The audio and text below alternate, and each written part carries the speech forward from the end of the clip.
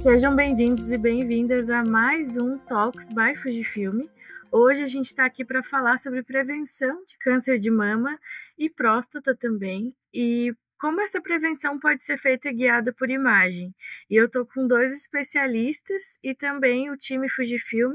Então, eu queria que vocês começassem se apresentando, o doutor Alexandre Borges, a doutora Salete, e também o Alexandre Totti, que é do time Fujifilm, né, gerente de produtos de raio-x. Então, doutora Salete, se puder começar se apresentando, contando um pouquinho de você para quem não te conhece. Bom dia. Então, mais uma vez, muito obrigada pelo convite. Me sinto muito honrada de estar participando aqui com vocês dessa conversa. Meu nome é Salete Rego, sou radiologista. Eu fiz a minha residência no Instituto Nacional de Câncer. E a minha história com a mama começou com o meu doutorado na USP, que eu fiz. A tese era sobre ressonância magnética no tumor localmente avançado. E logo depois disso, eu fui fazer meu pós-doutorado na Alemanha, também em mama, né, em ressonância magnética, como a ressonância magnética e a biópsia guiada por ressonância poderia ajudar em casos problemáticos. E com esse trabalho aqui no Brasil, eu ganhei alguns prêmios, né, da Academia Nacional de Medicina, do Ministério da Saúde. E em relação à trajetória aqui no Rio, eu estive presidente da Sociedade Brasileira de Radiologia e também fui coordenadora da parte de controle de qualidade, da parte de radiologia, de um programa da Secretaria Municipal de Saúde aqui do Rio. Atualmente, eu sou professora da Universidade Federal Fluminense e também faço parte, sou membro docente do IBUS, que é uma escola de ultrassom onde nós ministramos cursos e aulas pelo mundo todo. Então, resumidamente, é essa a minha trajetória. Boa, doutor Alexandre. Bom dia, obrigado pelo convite por parte da Fujifilm, é um prazer estar aqui com vocês.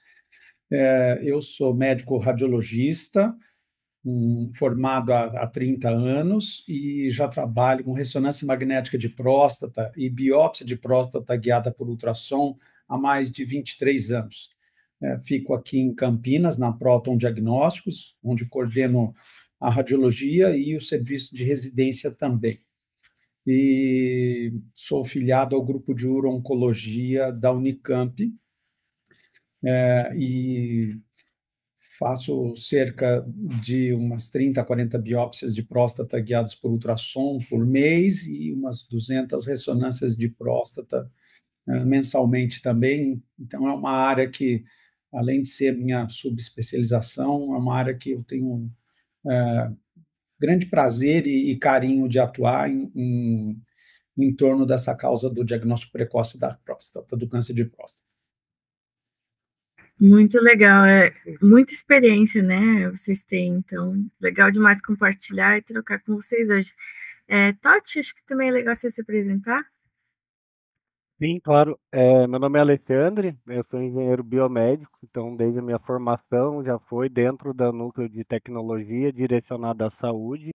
Trabalhei alguns anos em suporte à vida e estou aqui na Fuji já há 4 anos, quase 4 anos, e hoje sou gerente de produtos na parte de raio-x e mamografia, né? Então já conheço a doutora Salete, que tem aí um legado bem, bem extenso, né, nesse mercado, bem expressivo, e um prazer estar aqui com vocês hoje. Perfeito. A gente sabe que a prevenção efetiva em mama e próstata, ela depende de linhas de cuidado muito bem estruturadas, né? E de um ecossistema de imagem que seja consistente do agendamento até o laudo. Então, eu queria começar perguntando para vocês, assim, para a gente entender num contexto geral, o que vocês sentem que mudou com as campanhas de Outubro Rosa e Novembro Azul, chegando hoje nos consultórios? Vocês sentem que ajudou a espalhar a mensagem, as pessoas a buscarem mais?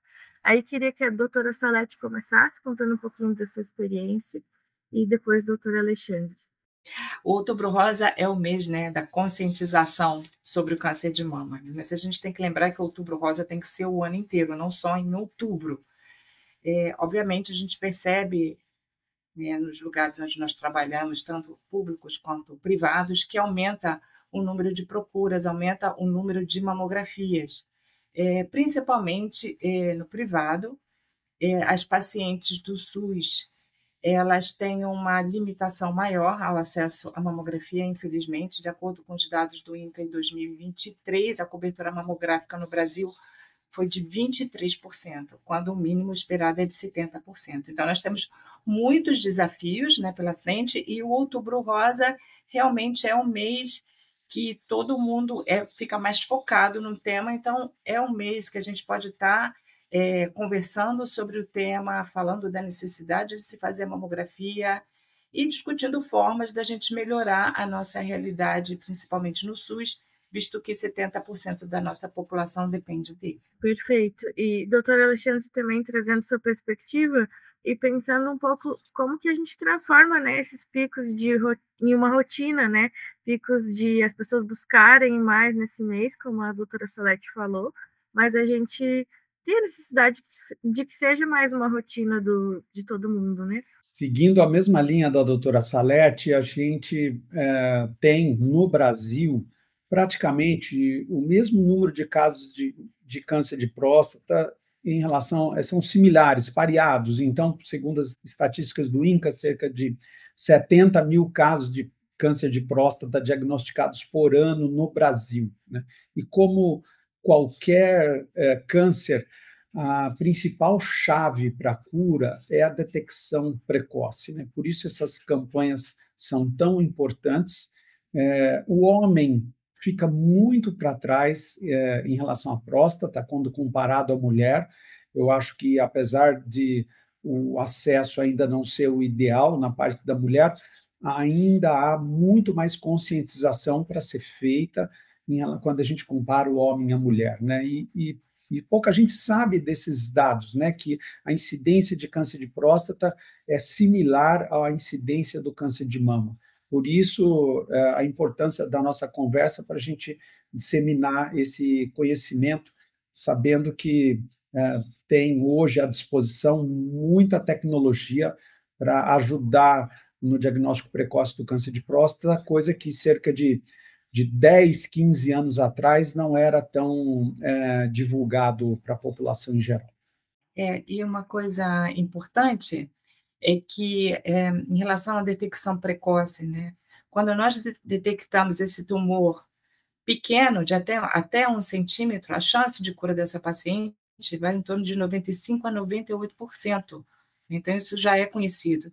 Na realidade brasileira, a grande maioria das pacientes que chegam para a gente, elas já chegam com um tumor em torno de 3 centímetros, já, no estadiamento já 3, 4, então, onde a sobrevida dela também já fica comprometida.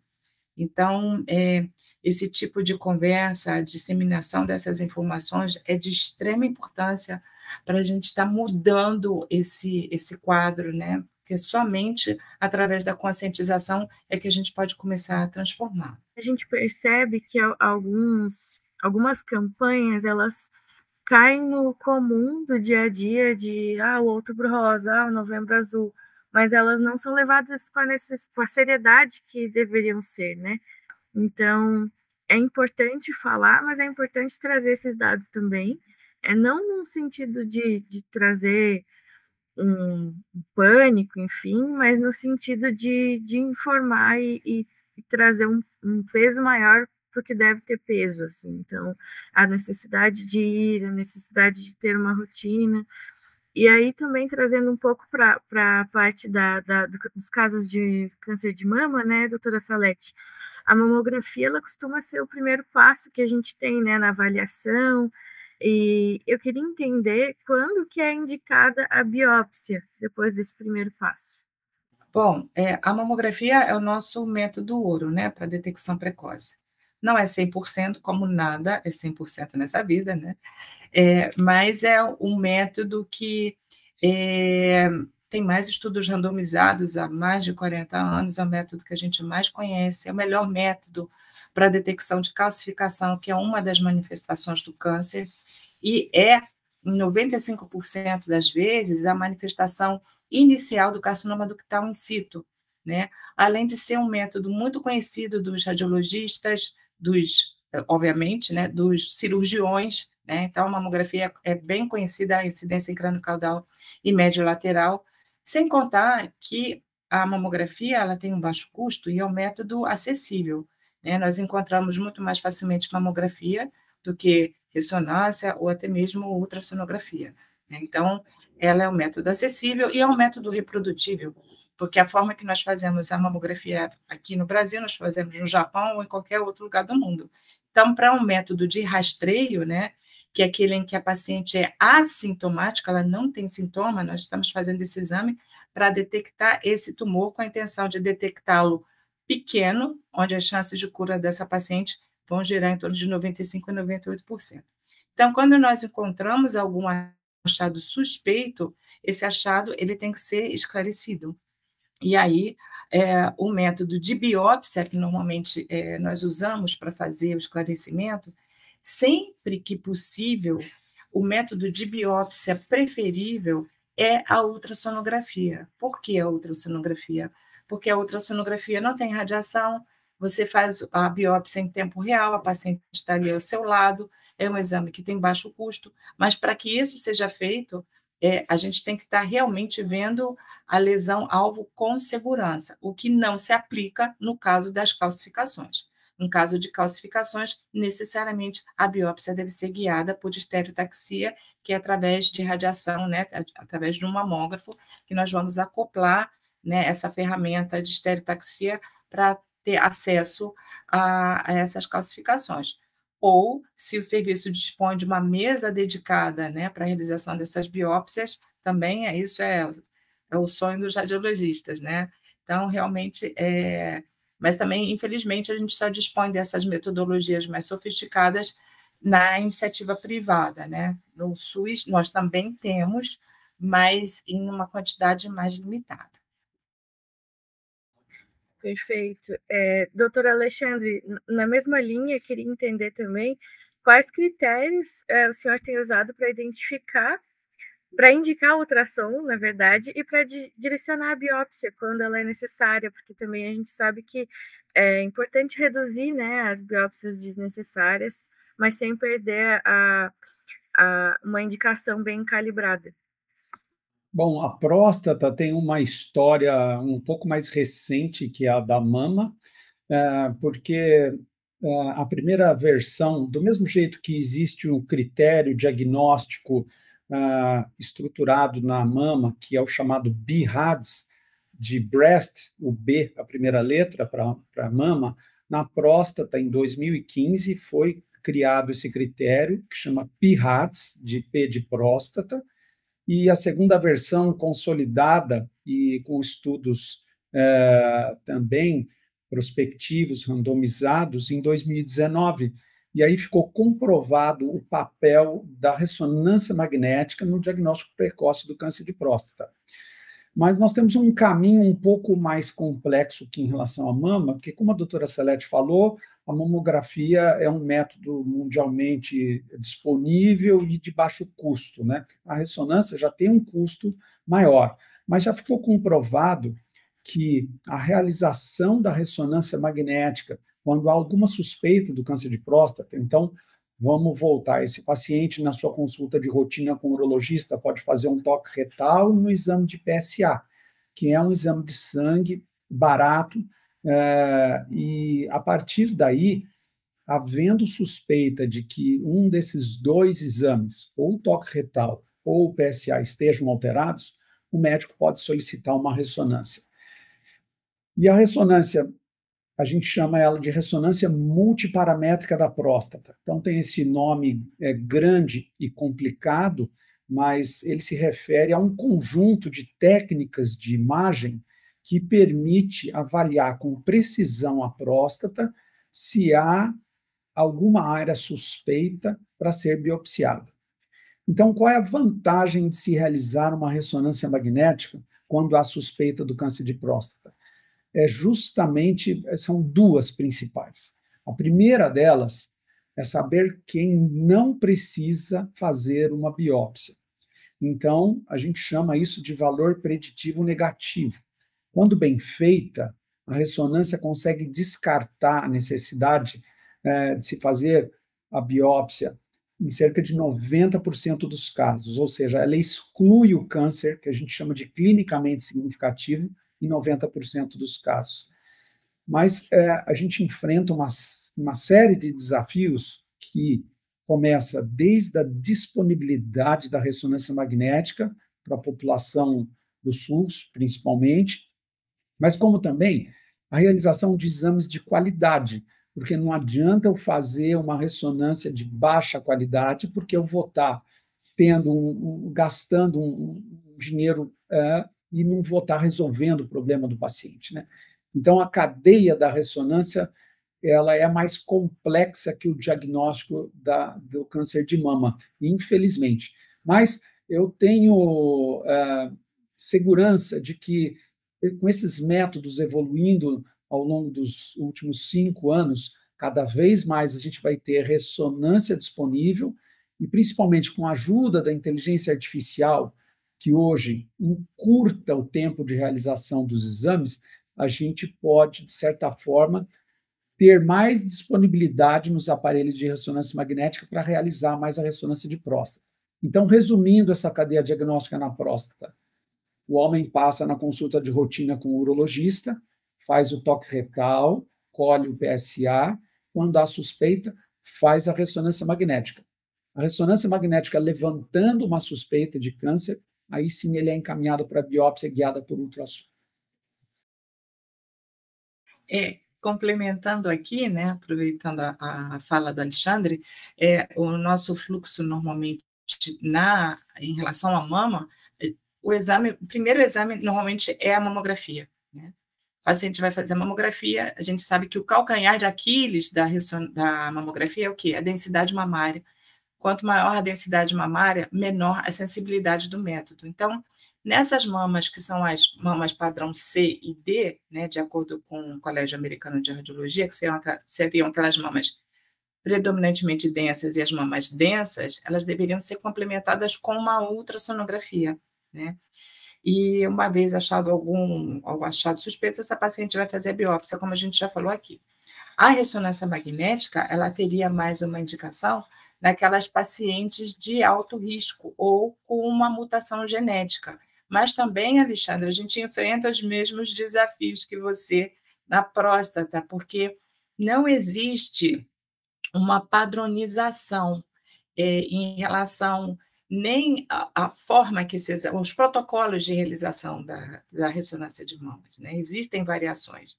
Os americanos costumam fazer mais de um jeito, os europeus mais de outro, tempo de exame, sequências utilizadas. Então, isso tudo inviabiliza, obviamente, além do custo e do uso do contraste, o uso da ressonância como um método de rastreio, né? Rastreio populacional, vamos dizer assim. Então, os desafios são um pouco semelhantes, né? Nesse sentido, para esse grupo específico que tem indicação de ressonância magnética, porque os critérios de qualidade para mamografia eles estão absolutamente muito bem estabelecidos, tá? Tem um checklist na incidência crânio-caudal, um checklist na incidência média lateral, e o que nós precisamos aqui no Brasil, ou um outro desafio, aqui no Brasil nós temos muitos desafios, né?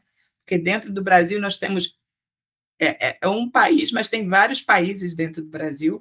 Então, nós precisamos ter um controle de qualidade rigoroso, né, dessas mamografias, um controle clínico dessas mamografias. Então, a gente, de acordo com alguns trabalhos, nós percebemos que cerca de 40% das mamografias realizadas no SUS, elas não têm esse critério. Então, isso compromete o diagnóstico, né, porque é um tripé. Você precisa ter um controle de qualidade em relação à questão do aparelho, da realização do exame, que é a parte técnica, e o controle do laudo também, né, do radiologista que está dando esse laudo ter experiência.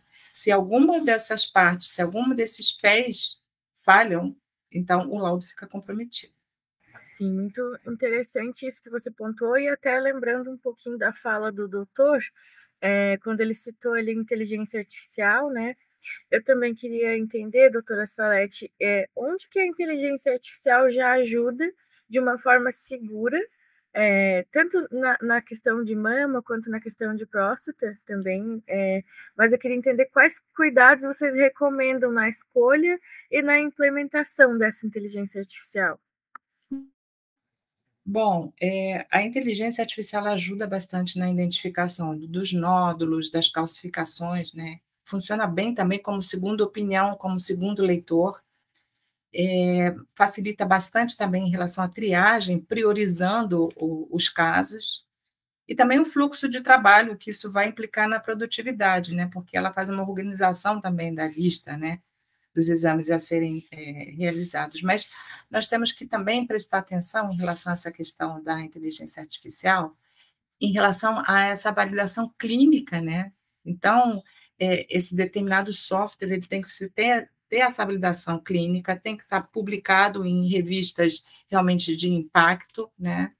E que sejam representativas esses dados, tanto em relação à população, quanto em relação a... Tem que ser populações diversas, os mamógrafos também têm que ser diversos, elas têm que estar aprovadas pelos órgãos regulatórios, né? Aqui no nosso caso é a Anvisa, a FDA, e tem que ter transparência e explicabilidade, não pode ser aquela inteligência artificial da caixa preta, né?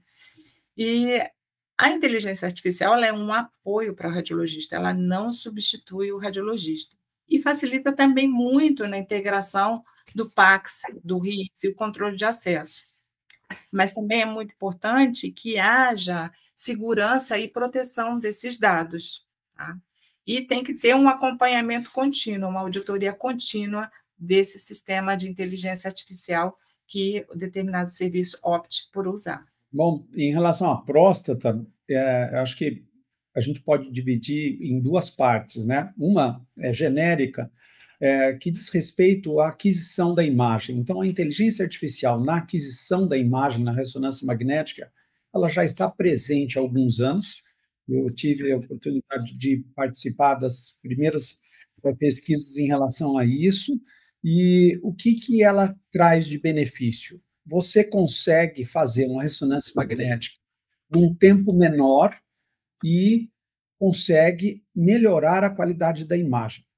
De que forma? Na ressonância magnética existe um toma lá da cá, que é o seguinte: se eu quero uma imagem muito bonita, muito de alta resolução, eu demoro mais para fazer o exame.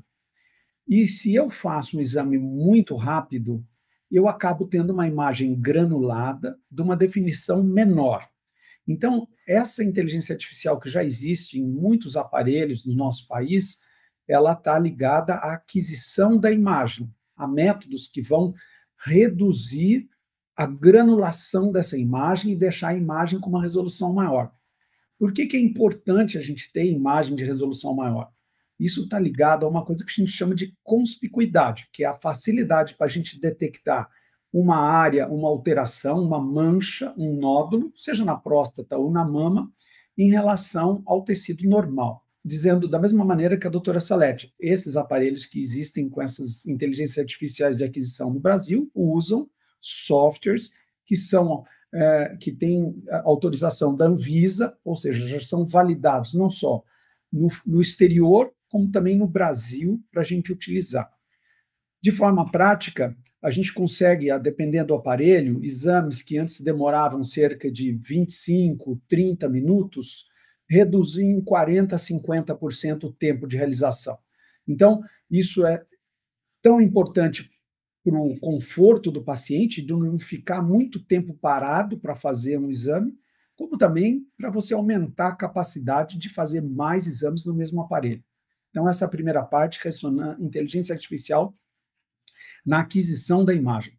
Na próstata, estão chegando agora os softwares de diagnóstico, e que também já tem no Brasil alguns com licença da Anvisa, mas ainda são muito pouco utilizados. Qual que é o papel deles?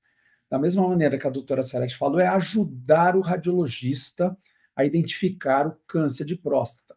Qual que é o desafio na próstata? existem muito poucos radiologistas especialistas em ressonância magnética de próstata no nosso país.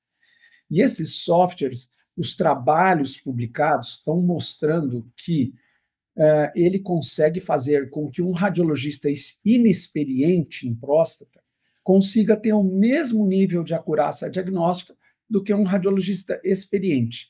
Então, da mesma forma, a ressonância magnética, junto com a inteligência artificial, ela diagnóstica, ela vai funcionar como uma segunda opinião para o médico radiologista, e ela vai turbinar o conhecimento desse médico radiologista, vai fazer com que ele trabalhe como se ele fosse próximo a um expert. E isso vai, mais uma vez, melhorar o acesso ao diagnóstico precoce desses pacientes. Perfeito, vai ser um apoio, né? Toti, queria que você comentasse um pouquinho também sobre o uso da inteligência artificial, né? Mas também pensando muito no contexto da Fuji, né? Como que a Fuji orienta essa escolha entre equipamentos fixos, móveis, soluções compactas, quais critérios práticos são usados para indicar os recursos e as configurações para ter a qualidade da operação eficiente em cada cenário. Então, pudesse dar um contexto para a gente. Não, obrigado. A Fuji sempre foi muito inovadora em todos os produtos, desde a linha de CR até começando com a parte de radiologia digital. E hoje, em inteligência artificial, a gente já está muito avançado, seja na parte de raio-x, tanto para soluções portáteis, móveis intra-hospitalares ou equipamentos fixos, né, em diferentes configurações e aplicações, e também na mamografia. E da mesma forma, seja no momento da aquisição, né, onde o exame está sendo feito, já tem essa aplicação de IA para suportar aquela equipe de atendimento inicial, tanto no PACS, né, em soluções de pós-processamento, de análise de dados em massa, então fazer um pós-processamento com a IA de vários exames ao mesmo tempo, segregar aqueles exames que tiveram ali um índice de anormalidade mais alto. Então a gente usa tanto no rastreio, né, como a doutora disse, pacientes que não têm sintomas, seja uma inteligência artificial para raio-x de tórax, para identificação de tuberculose, em presídios, né, ou em populações ribeirinhas, ou em populações trabalhadores de mineradoras, né, que está com uma ventilação limitada. Então, assim, são N aplicações disponíveis aí em quase todos os produtos, em situações tanto de aquisição ou de pós-processamento. Então, como a doutora disse, é uma tecnologia, a gente sempre fala que a inteligência artificial ela é muito importante, muito interessante, mas o médico tem que ser mais inteligente do que a IA, para ele validar, para ele fazer o bom uso da IA como uma ferramenta que vai lhe ajudar, né? Ela nunca vai substituir, mas ela ajuda tanto no ganho de produtividade, no ganho de acurácia, na separação ali, a gente tem clientes que usam para segmentar o perfil de diagnóstico, né? Então, imagens com o perfil de diagnóstico, por exemplo, microcalcificações, vai para a estação de laudo do médico X, outro que tem um perfil diagnóstico com um outro tipo de anomalia, vai para a estação de diagnóstico do outro médico radiologista Y, de acordo com o background e a especialidade de cada um deles. Então, assim, a inteligência artificial ela faz parte do nosso dia a dia, da nossa realidade, e isso tende a crescer, né? A gente sabe disso. A gente até, assim, hoje a gente está falando de mamografia, de próstata, então está presente também em ultrassom, em breve estará presente também no mercado veterinário, que é um mercado que cresce tanto quanto o humano, mas vamos voltar para o foco. Muito legal. Também queria entender, voltando um pouquinho para o doutor Alexandre, né? A gente sabe que todas as campanhas elas ajudam, o objetivo dessas campanhas é manter mesmo essa procura por exames constantes, né? Mas a gente sabe que até hoje tem muitos tabus entre os homens. Então eu queria entender se o senhor observou um aumento ou uma redução na busca por exames. E doutora Salete também pode comentar depois qual que é a sua visão. Mas eu queria entender quais ações que funcionaram mais para ampliar essa adesão E que números aproximados, assim, vocês podem compartilhar para mostrar para a gente um pouco desse movimento? Bom, deixa eu começar falando da minha parte. Eu sou um grande entusiasta dessas campanhas aqui em Campinas e região. Já realizamos em anos diferentes, e a última foi no ano passado, uma campanha no Novembro Azul, que a gente chama Sábado Sem Câncer, em conjunto com o Centro de Oncologia de Campinas, onde a gente atende 500 homens de graça. Eles doam 1 quilo de alimento. Todos esses 500 homens são submetidos a exame de toque retal e PSA, de graça.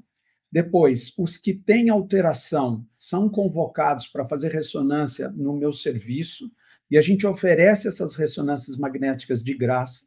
E os que têm a ressonância alterada, a gente faz a biópsia guiada por ultrassom, gratuitamente. E, por fim, os que têm o diagnóstico de câncer de próstata são tratados, a maioria deles com radioterapia, alguns casos com cirurgia, de graça. Então, já foram 3 campanhas, são ao todo 1.500 homens examinados e diagnosticados e tratados gratuitamente. Dentro do universo da população do nosso país, isso não significa muita coisa, mas a importância das campanhas está justamente na conscientização. E veja que interessante, na parte do homem, a gente conseguiu sim, ao longo dos últimos 10 anos principalmente, eu notei que existe uma procura maior do homem pela detecção precoce, para exames de rotina. Muitas vezes são as mulheres que levam os homens, que forçam os homens a ir fazer esse exame de rotina. Então, outra grande importância da mulher na vida do homem, porque o homem é sempre mais reticente a se cuidar, né? Então, até por isso que a expectativa de vida das mulheres é maior que a dos homens. O homem é o que a gente chama sempre mais tigrão, né? E a mulher está lá para nos ajudar a gente a se cuidar. Então, a importância da mulher. Mas, então, dessa forma, hoje sim, existe uma conscientização maior, e eu queria falar um pouco sobre o diagnóstico final do câncer que é feito com a ultrassonografia. E hoje a gente tem um equipamento da Fuji que permite fazer a biópsia da próstata. Ela é sempre 99%, aqui no Brasil, 100% das vezes guiada por ultrassom. E o aparelho de ultrassom, ele pode entrar pelo ânus do paciente, onde a agulha atravessa o reto para chegar na próstata, ou agora, de uma forma mais moderna, e que os guidelines europeus e americano colocam como forma preferencial de biópsia, é a chamada biópsia transperineal. O que significa isso? Quando eu tenho que fazer uma biópsia de próstata, no método mais tradicional, eu coloco o aparelho no ânus do paciente e a agulha atravessa o reto. A gente sabe que o reto é onde contém as fezes, então é uma região naturalmente contaminada.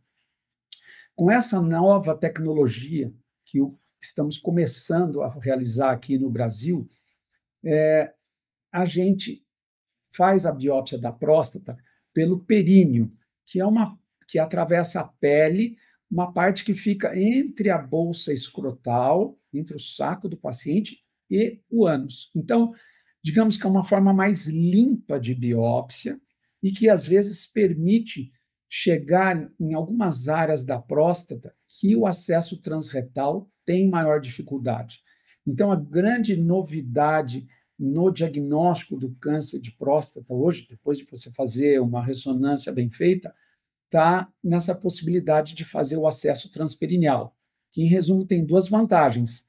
Praticamente diminui o risco de infecção, que a gente chama de prostatite pós-biópsia, a 0, e permite que você possa fazer essa biópsia sem antibiótico. Porque toda vez que um homem tem que fazer a biópsia de próstata transretal, ele tem que tomar antibiótico. A gente chama de antibiótico terapia profilática. E a gente sabe que quanto mais você usa antibiótico, maior mais você cria resistência bacteriana a esse antibiótico. Então, a via transperineal de biópsia, e por isso que ela é recomendada pelos guidelines europeu e americano, por diminuir praticamente a zero o risco de infecção e por permitir um acesso um pouco mais preciso, né? Então, eu reputo a Fuji como uma das empresas que traz essa tecnologia para nos ajudar a melhorar o diagnóstico. Muito legal, muito interessante, eu não sabia dessa inovação. Doutora Salete, qual que é a sua visão sobre isso também? Eu estava aqui antes conversando com o Alexandre, né, sobre essa questão da diferença do homem para a mulher, né, do autocuidado. Né? A mulher já desperta para isso desde a adolescência, né? Ginecologista, exame preventivo, e os homens, eles descobrem que tem próstata aos 50 anos, né? Então, eles não têm esse hábito. Então, daí a importância, né, das mulheres, das companheiras, estarem estimulando os homens a fazerem o seu autocuidado também, né? Porque é muito importante, mesmo porque aqui no Brasil, com uma cultura mais latina, né? Então, tem toda essa questão, né, do toque, como é que funciona, porque eu sou homem. Então, assim, tem toda essa questão que também tem que ser vencida e conversada e atenuada e explicada a importância desse autocuidado que o homem também tem que aprender a ter, embora ele desperte para isso bem mais tardiamente do que as mulheres, né? Em relação à ação, né, de Outubro Rosa, esse ano o foco foi um projeto que eu desenvolvi na UF, que teve um projeto usando conscientização sobre o câncer de mama, utilizando tecnologia e arte. Nós fizemos um simpósio, onde nós convidamos diversos especialistas, então foi um simpósio multidisciplinar, onde nós conversamos sobre câncer de mama numa linguagem para o leigo, né, onde participaram pacientes, funcionários, professores, alunos, né? Teve a participação também da Fuji, que apoiou a nossa ação, e também nós tivemos um outro pilar, que era o pilar artístico, porque falar sobre o câncer de mama é um tema duro que normalmente as pessoas não querem ouvir. A nossa população, ela tem pouco acesso à educação e pouco acesso à saúde. Então, pensando assim, como que poderia contribuir um grãozinho de sal aí nessa história toda de tantos desafios que a gente tem no Brasil, eu procurei a professora do cinema lá da UF e nós fizemos um projeto de fazer fotos e vídeos de pacientes do Antônio Pedro, no nosso hospital universitário, que tiveram câncer de mama com um resultado positivo, para estar conversando sobre essa trajetória delas, desde o diagnóstico até pós-tratamento, e estar divulgando isso nas redes sociais. Então, é um projeto que ficou muito bacana, e eu peço a colaboração de vocês também para a divulgação deles, né? Porque esses relatos dessas pacientes, isso pode mostrar que existe luz mesmo com o diagnóstico de câncer, né? E resultados positivos, mesmo no SUS, né? Porque tem muitos desafios, mas a gente também tem muita coisa boa para contar também no SUS, né? Então, elas são um relato vivo, né? Desse lado positivo do câncer de mama, que tem cura, e mesmo quando a paciente não tem acesso a outras tecnologias, né? Ou outros tipos de drogas, enfim, existem casos também muito bons, né, de resolução no SUS. Então, esse projeto envolveu esses dois pilares, e é bom. E aí depois a gente deixa aqui no final um link para divulgação disso, se vocês quiserem ajudar a compartilhar. Porque Claro, essa a gente questão deixa. social, todo mundo roda ali o seu Instagram, seu Facebook, alguns o LinkedIn. Então, assim, é uma forma mais fácil da gente estar abordando o tema de uma forma mais lúdica, mais leve. Claro, é muito importante saber desses casos, e até você trouxe essa ressalva do SUS, né? A importância do SUS, e que a gente sempre tem que lembrar. E eu também, particularmente, tive uma experiência muito boa com a humanização do tratamento no SUS. Então, a gente vê que existe um preparo, um treinamento ali de todos os profissionais para ter esse cuidado humanizado. Então, acho que é sempre bom ressaltar isso, que é um grande diferencial aqui no Brasil, né?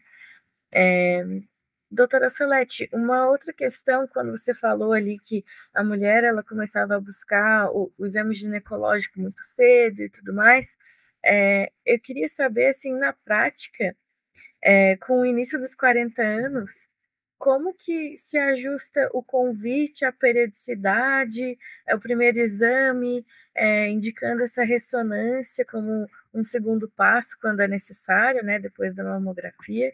Como que acontece esse processo?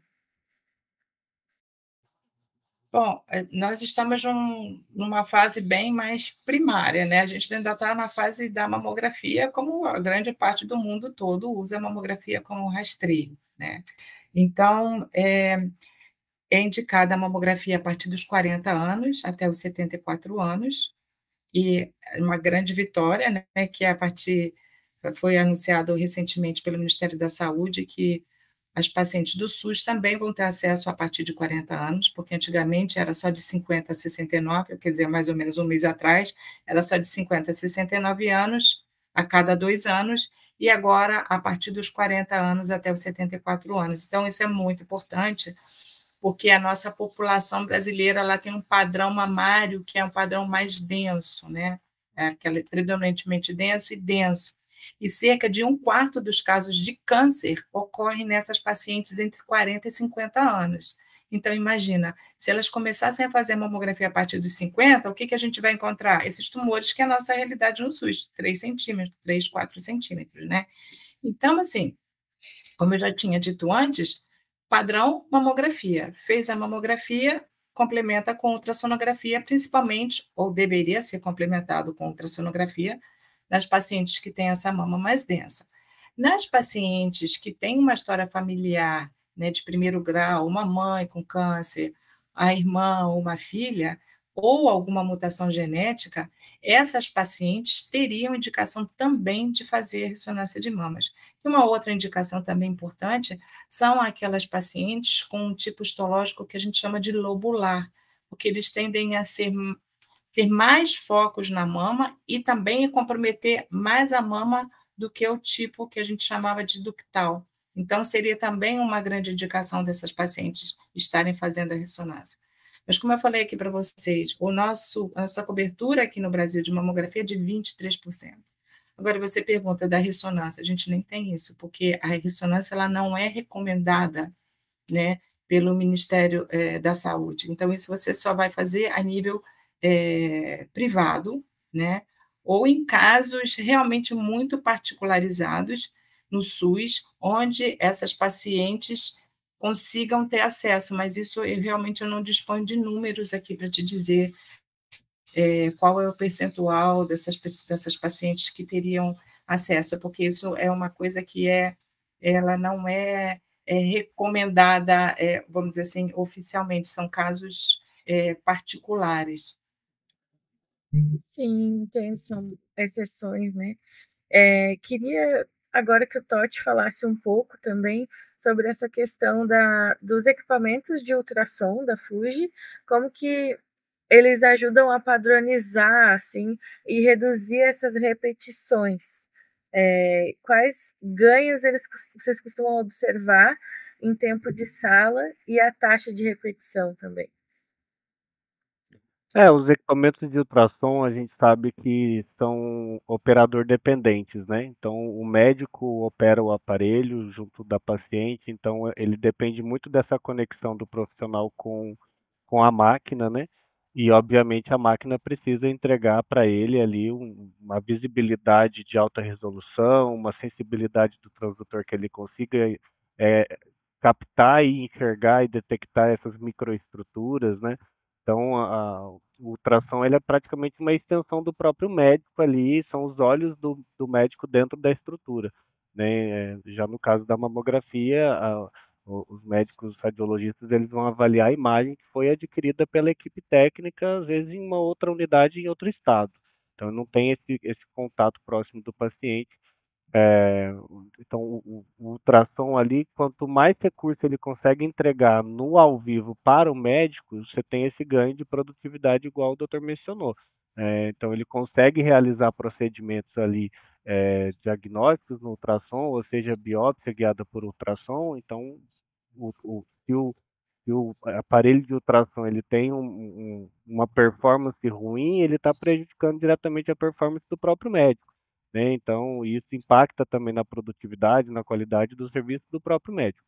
Então, a gente preza muito pela qualidade não só dos acessórios, mas do software de pós-processamento, as ferramentas adicionais que ele consegue fazer, com relação até à integração com outros equipamentos, disponibilidade de imagens, fusão de imagens. Então, a gente está partindo aí para uma linha de ultrassom especificamente para procedimentos cirúrgicos, né, com integração com o robô, para cirurgia robótica. Então, ele consegue visualizar na tela no console do robô cirúrgico a imagem do ultrassom intraoperatório ou o intracavitário de campo aberto, né? Então, tudo isso agrega funcionalidades, né? São tecnologias acessórias aos braços dos próprios médicos, né? Então, isso ajuda muito a melhorar a performance e a qualidade da própria equipe, né? Independente do aparelho. Perfeito. Eu queria encerrar aqui o nosso papo, acho que está sendo super informativo. É muito importante mesmo para a divulgação, né, de ambos os casos aqui, da questão da mama e da questão da próstata também, para identificar e buscar mesmo o direcionamento certo para cada caso. Mas queria pedir para vocês deixarem aqui um recado para quem está nos assistindo, de orientação mesmo para os próximos meses, mas também para manter essa periodicidade, não ser só algo para outubro e novembro. Eu posso começar, porque se eu falar alguma bobagem, eles me corrigem depois.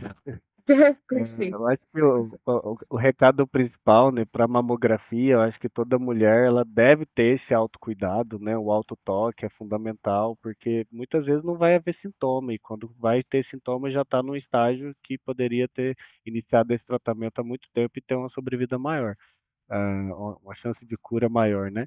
Então, a mulher, como a doutora falou, ela já tem essa autoconsciência, esse autocuidado, mas para os homens é ainda menor, né? Então, a gente já entende, né, que fatores hereditários influenciam muito, né, nessa chance da pessoa desenvolver um câncer. E para a próstata, né, doutor, acho que em relação com a etnia da pessoa, também você tem alguns fatores de risco ali que a pessoa deve ficar ainda mais atenta. Mas basicamente a pessoa ter essa consciência da autopreservação, né? Eu vi uma mensagem na rua esses dias falando prevenção é amor. Prevenção é você cuidar de quem depende de você, né? Então você se cuidar para você garantir a sua própria presença ou os seus provimentos para quem depende de você no futuro, né? Você não é pensar só em você, você está pensando nos outros. Passo a palavra então para a doutora Salete, por favor. Nossa, Alexandre, que lindo, adorei. Prevenção é amor, né? É isso? Prevenção Bacana, né? é muito lindo.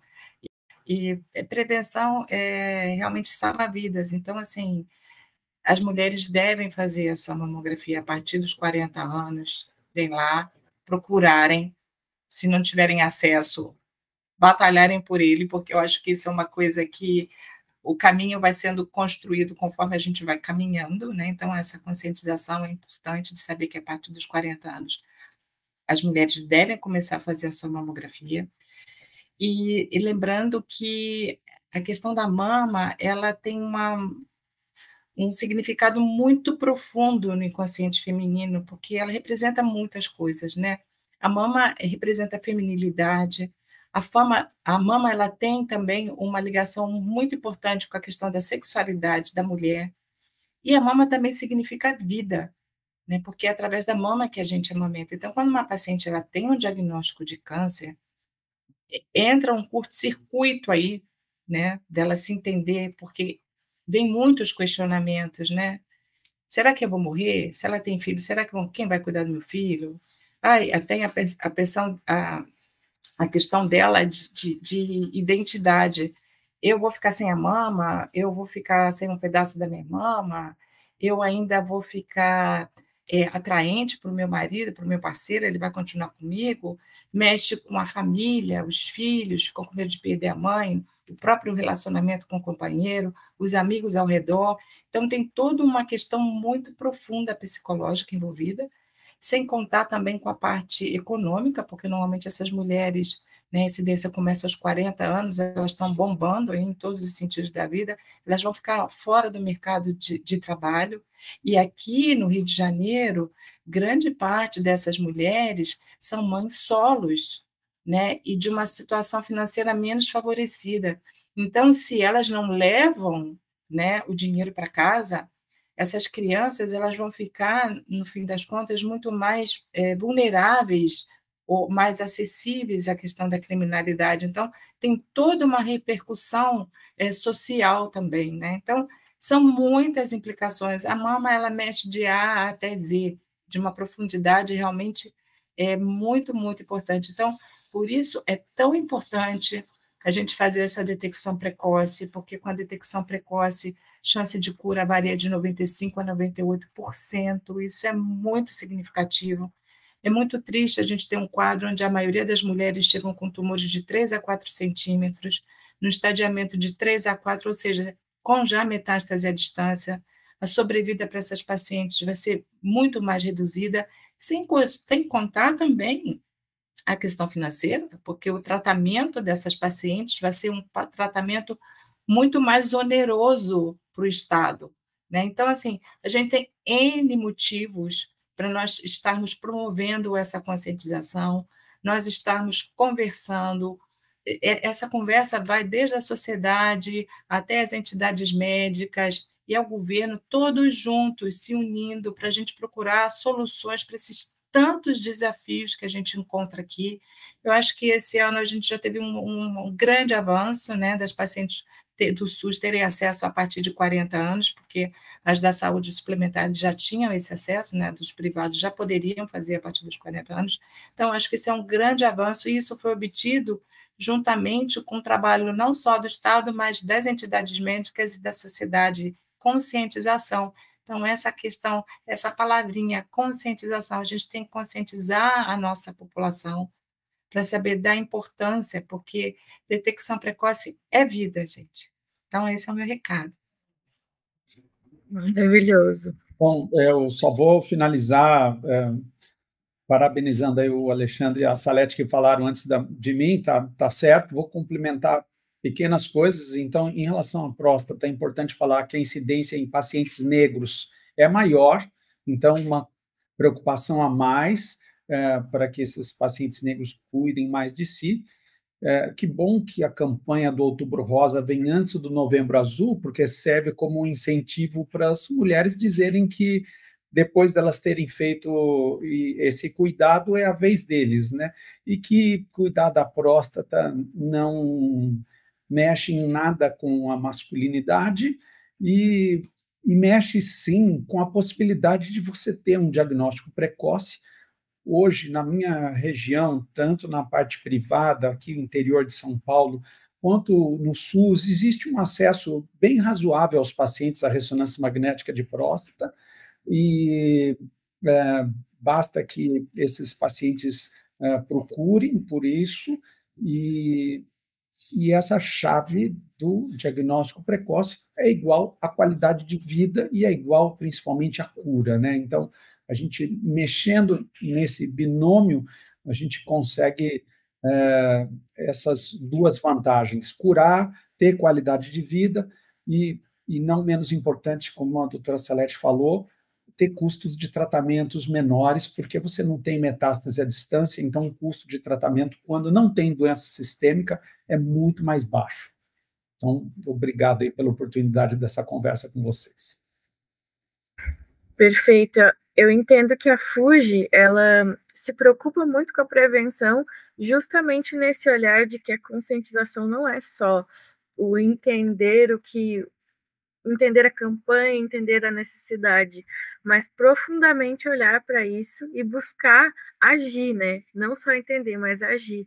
Então, o papel de vocês hoje aqui é muito importante. Muito obrigado pela presença. Se você gostou do vídeo, deixe seu like, se inscreva no canal, comentem aqui o que vocês acharam, se tiverem alguma dúvida também. E até o próximo episódio. Muito obrigada, pessoal. Obrigada a vocês.